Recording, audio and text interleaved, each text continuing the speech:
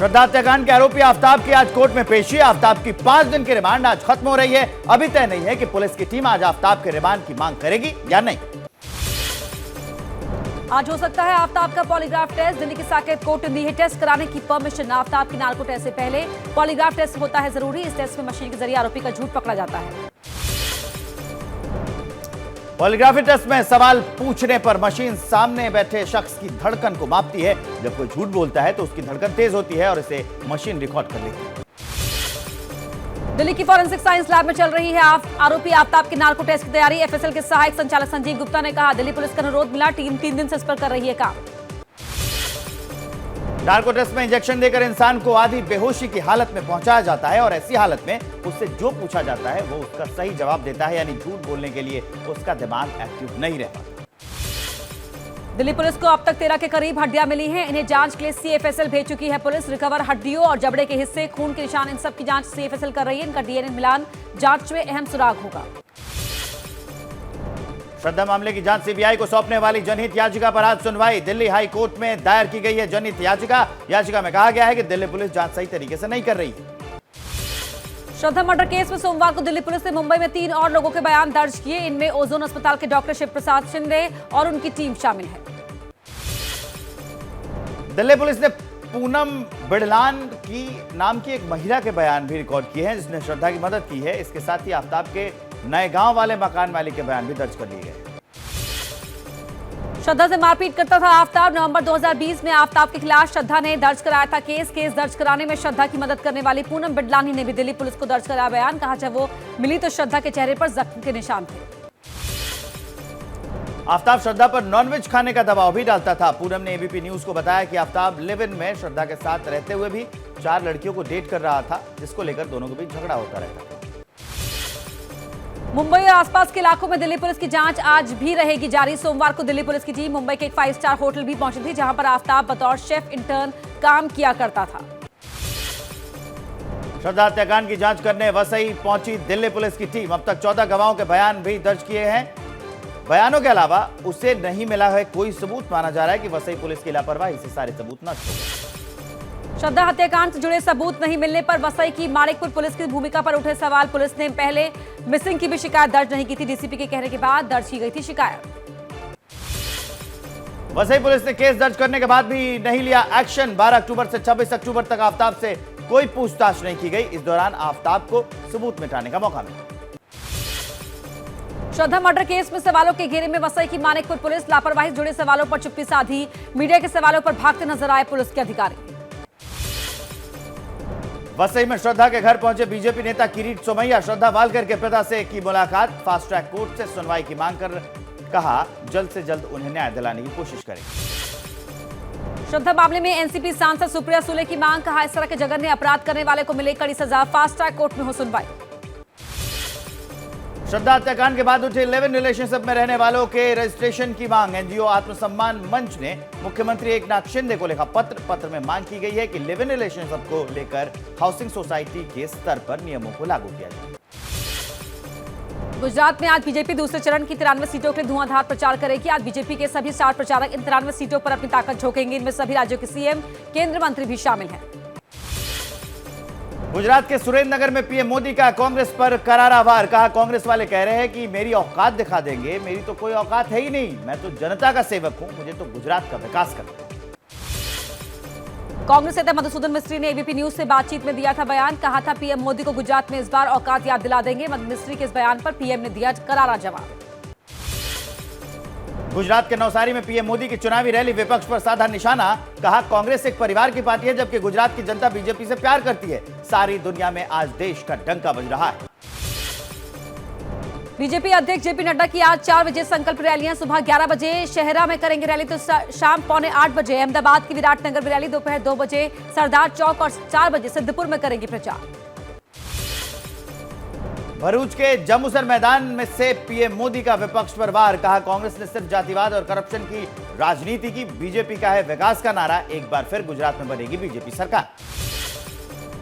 गृह मंत्री अमित शाह गुजरात में करेंगे 4 संकल्प रैली। सुबह 11:30 बजे आणंद में, दोपहर 2 बजे बांसकाठा में रैली। दोपहर 3:30 बजे बांसकाठा के दीसा और शाम 7:30 बजे साबरमती में करेंगे प्रचार।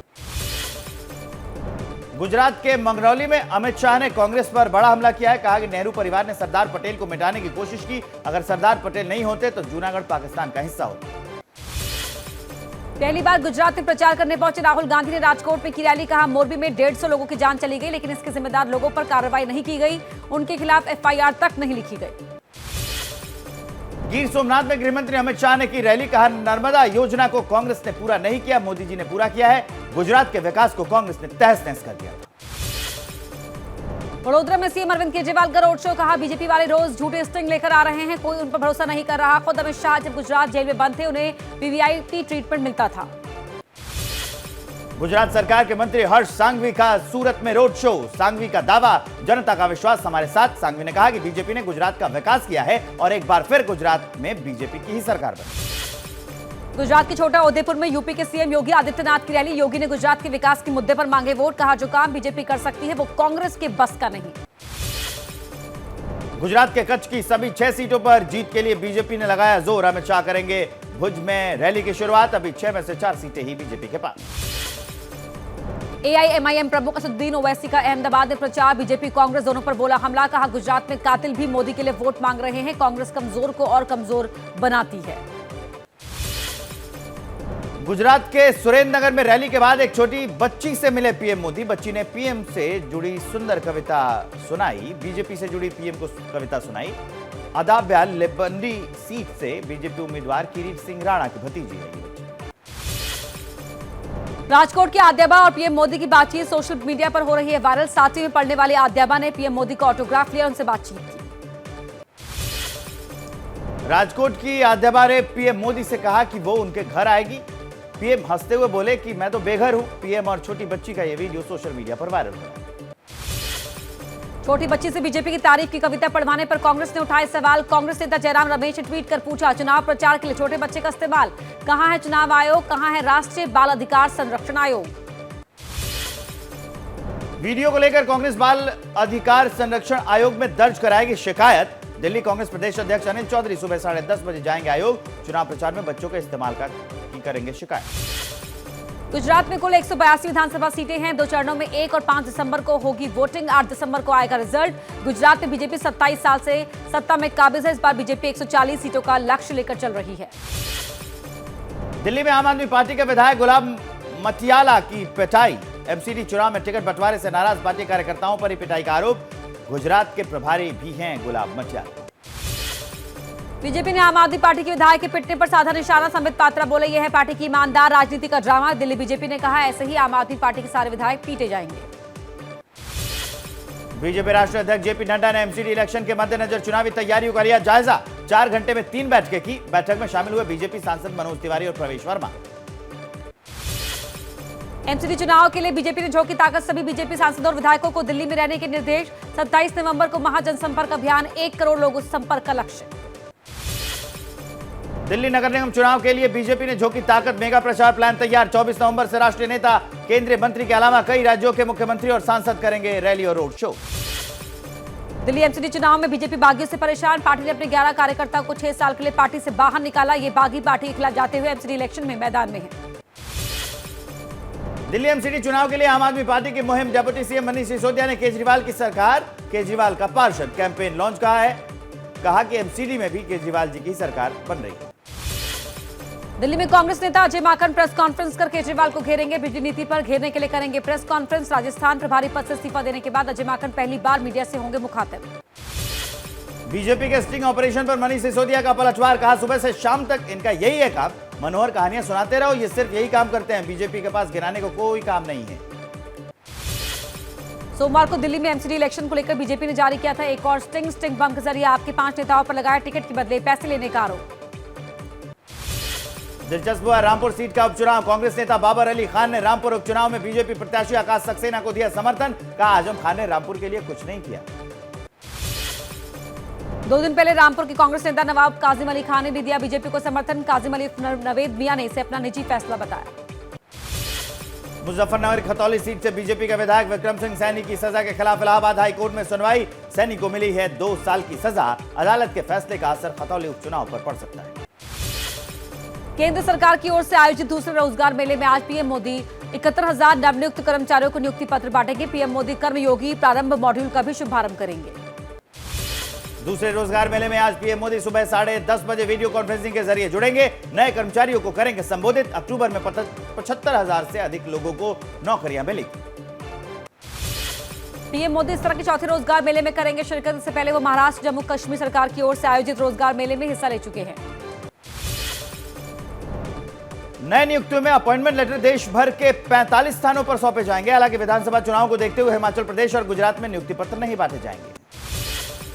इस बार teacher, lecturer, professor, nurse, nursing officer, doctor, pharmacist, radiographer, technician और पैरामेडिकल पदों पर हो रही है भर्तियां। अलग अलग केंद्रीय सशस्त्र बलों में भी भर्तियां।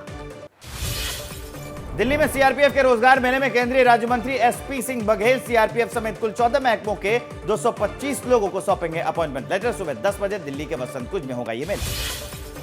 यूपी के प्रयागराज में केंद्रीय मंत्री महेंद्र नाथ पांडे सीआरपीएफ के ग्रुप सेंटर पर नियुक्ति पत्र बांटेंगे। कई केंद्रीय मंत्री अलग अलग जगहों पर इसी तरह के कार्यक्रमों में होंगे शामिल। प्रधानमंत्री मोदी ने कजाकिस्तान के नए राष्ट्रपति बनने पर तोकायफ को ट्वीट कर दी बधाई। कहा, दोनों देशों के आपसी साझेदारी को और मजबूत करने के लिए उनके साथ मिलकर काम करने को उत्सुक हूं। राजीव गांधी हत्याकांड के दोषियों की रिहाई के खिलाफ सुप्रीम कोर्ट जाएगी कांग्रेस। रिहाई के फैसले पर पुनर्विचार की मांग। सुप्रीम कोर्ट नलिनी श्रीहरन समेत 6 दोषियों को वक्त से पहले रिहा करने का दिया था आदेश। शीतकालीन सत्र में राज्यसभा में नेता विपक्ष के पद पर फिलहाल बने रह सकते हैं कांग्रेस अध्यक्ष खड़गे। कांग्रेस में है एक व्यक्ति एक पद का नियम। अभी तक कांग्रेस ने नेता विपक्ष को नहीं किया तय। मध्य प्रदेश के इंदौर में बीजेपी विधायक आकाश विजयवर्गीय का रेप के मामले पर विवादित बयान। कहा, रेप करने वाले आरोपियों के माता पिता को भी मिलनी चाहिए सजा। आरोपियों को सजा मिल ही जाती है। उद्धव ठाकरे गुट के नेता संजय राउत का बयान। कांग्रेस सांसद राहुल गांधी ने फोन कर पूछा स्वास्थ्य का हाल। राउत ने राहुल की तारीफ की है और कहा कि राजनीतिक कटुता के इस वक्त में ऐसा व्यवहार कम देखने को मिलता है। महाराष्ट्र में बीजेपी विधायक नितेश राणे का संजय राउत पर तंज। ट्विटर पर राहुल गांधी की संजय राउत से हुई बातचीत का जिक्र कर बोले, जो सावरकर के खिलाफ बोलते हैं उनसे लगाव दिख रहा है। बीजेपी विधायक नितेश राणे ने राहुल गांधी की यात्रा पर उठाए सवाल। यात्रा में शामिल होने के लिए फिल्म टीवी एक्ट्रेस को पैसे देकर बुलाने का लगाया आरोप। व्हाट्सएप चैट की स्क्रीनशॉट भी ट्वीट कर जानकारी। मध्य प्रदेश के इंदौर में राहुल गांधी की यात्रा को बम उड़ाने की धमकी वाला खत मिला। पुलिस आरोपी की पहचान कर तलाश में जुटी। पुलिस के मुताबिक आरोपी पहले भी ऐसी हरकतें कर चुका है। चिट्ठी में कमलनाथ को भी मारने की धमकी। कानून मंत्री किरण रिजिजू और कांग्रेस के वरिष्ठ नेता डॉक्टर करण सिंह की हुई मुलाकात। किरण रिजिजू ने मुलाकात की तस्वीरों को शेयर किया। कहा, हमने जम्मू कश्मीर पर चर्चा कर अच्छा वक्त बिताया। आज समाजवादी पार्टी के संस्थापक मुलायम सिंह यादव की जयंती। सेवा और संघर्ष का संकल्प लेंगे एसपी कार्यकर्ता। पूरे यूपी में होगा रक्तदान कार्यक्रम। फल वितरण और हवन पूजन। 10 अक्टूबर को हुआ था निधन। एसपी नेता आजम खान के मीडिया प्रभारी फसाहत खान शानू बीजेपी में हुए शामिल। रामपुर में बीजेपी प्रदेश अध्यक्ष की मौजूदगी में सैकड़ों कार्यकर्ताओं समेत सदस्यता ले ली। शानू का बयान, एसपी में नहीं मिला सम्मान। मुंबई में शिवसेना उद्धव गुट के कार्यकर्ता ने राज्यपाल भगत सिंह कोश्यारी के खिलाफ किया प्रदर्शन। दादर के शिवसेना भवन के सामने प्रदर्शन। छत्रपति शिवाजी महाराज पर दिए गए बयान पर नाराजगी जताई। यूपी के सीएम योगी आदित्यनाथ का आज दिल्ली दौरा। यूपी इन्वेस्टर्स समिट में लेंगे हिस्सा। इन्वेस्टर्स की सुविधा के लिए 2 पोर्टल करेंगे लॉन्च। गाजियाबाद और गौतम बुद्ध नगर के दौरे पर रहेंगे सीएम योगी। खाड़ी देश कतर की यात्रा पर हैं भारत के उपराष्ट्रपति जगदीप धनखड़। दोहा पहुंचे उपराष्ट्रपति का भारतीय समुदाय के लोगों ने किया जोरदार स्वागत। यहां एक कार्यक्रम में ड्रम बजाते हुए उनका वीडियो भी आया सामने। बिहार में मुजफ्फरपुर के कुढ़नी उपचुनाव में जुबानी जंग तेज। वीआईपी सुप्रीमो मुकेश सहनी ने बीजेपी के प्रदेश अध्यक्ष संजय जायसवाल को कहा, सड़क छाप गुंडा। शिवसेना एमएनएस के नेताओं पर कोर्ट जल्द तय करेगा आरोप। 2005 में नारायण राणे की सभा पर हमले का मामला। 48 लोगों के खिलाफ हुई थी एफआईआर। कोर्ट ने चार्ज फ्रेमिंग के लिए अगली तारीख 16 दिसंबर तय की है। मध्य प्रदेश के धार में कांग्रेस विधायक उमंग सिंघार के खिलाफ उनकी पत्नी ने दर्ज कराया रेप और घरेलू हिंसा का केस। सिंघार ने भी पुलिस को दी शिकायत। पत्नी पर ब्लैकमेलिंग और मानसिक प्रताड़ना का आरोप लगा दिया। रेप केस दर्ज होने के बाद कांग्रेस के विधायक उमंग सिंघार ने जारी किया वीडियो और फोटो। अपनी पत्नी के आरोपों को बताया झूठा और बेबुनियाद। यूपी के वाराणसी में संत समाज ने एसएससी की परीक्षा से उर्दू को हटाने की मांग की। पूरे देश में मुहिम चलाने की बात कही। बीएचयू उर्दू विभाग ने उर्दू को ना हटाने की बात कही। उत्तराखंड में धाबी कैबिनेट का उम्र कैद की सजा माफी को लेकर बड़ा फैसला। अब कभी भी छोड़ा जा सकता है। उम्र कैद की सजा पाने वाले को पहले से 15 अगस्त और 26 जनवरी को ही होती थी सजा माफी। यूपी में रायबरेली की डी ब्लॉक में केंद्रीय मंत्री स्मृति ईरानी ने विभिन्न विकास परियोजनाओं का किया उद्घाटन। गांधी परिवार पर बोला हमला, कहा 5 साल में एक बार आते हैं दर्शन देने। पटना में जेडीयू दफ्तर में छात्रों के 2 गुटों में झड़प। पटना यूनिवर्सिटी के चुनाव में जीते हुए छात्र नेताओं के सम्मान समारोह के दौरान हंगामा। राष्ट्रीय अध्यक्ष ललन सिंह के सामने हुई झड़प। फीफा वर्ल्ड कप में नीदरलैंड ने कड़े मुकाबले में सेनेगल के खिलाफ 2-0 से जीत हासिल की। मुकाबले के पहले 84 मिनट तक दोनों ही टीमें कोई गोल नहीं कर पाई। फिर नीदरलैंड ने 2 गोल दागे और 3 पॉइंट अपने नाम किए। फीफा वर्ल्ड कप 2022 के ग्रुप बी मुकाबले में इंग्लैंड ने धमाकेदार जीत से शुरुआत की। इंग्लैंड ने ईरान के 6-2 के बड़े अंतर से हरा दिया। भारत न्यूजीलैंड के बीच 3 टी20 मैचेस की सीरीज का आखिरी मैच आज। सीरीज में भारत 1-0 से आगे। पहला मैच बारिश के चलते हुआ था रद्द, लेकिन दूसरे मैच में इंडिया ने न्यूजीलैंड को 65 रनों के बड़े अंतर से हराया था। क्या मजबूरी है मेरी, बताइए। मैं अभी आपको बताती हूँ कि मैंने ओए होए होए होए नमकीन के चटकारे लेते हुए टकटकी मार के डिबेट शो को पॉज रिपीट कर करके देख रहे हैं जोगिंदर जी। इनकी तरह आप भी देखें अपनी फेवरेट डिबेट्स को रिपीट कर और डाउनलोड कीजिए एबीपी लाइव ऐप अपने स्मार्ट टीवी पर।